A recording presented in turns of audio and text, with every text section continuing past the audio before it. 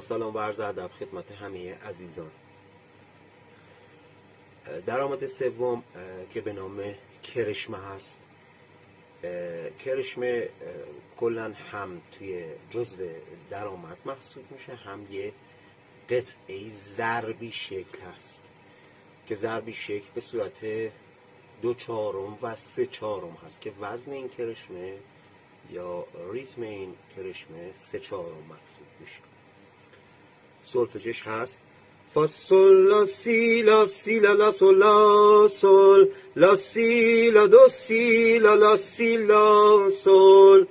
سی دو ره دو ره سی دو سی لا لا سول لا سی لا دو سی لا لا سی لا سول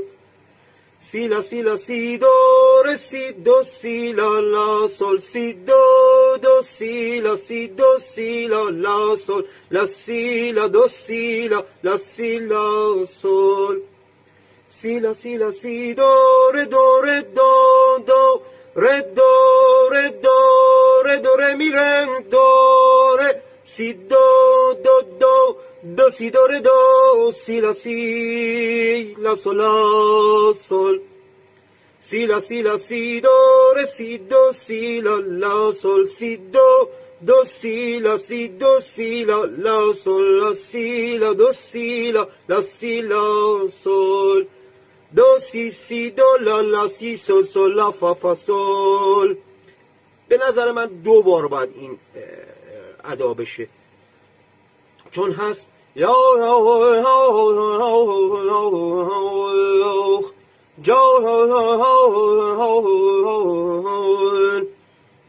پس به این شکل دو سی سی دو لا لا سی سول سول لا فا فا سول دو سی سی دو لا لا سی سول سول لا فا فا سول. حالا ره دو دو ره سی سی دو لا لا سی سول سول لا دو سی سی دو لا لا سی سول سول لا فا فا سول سی لا سول لا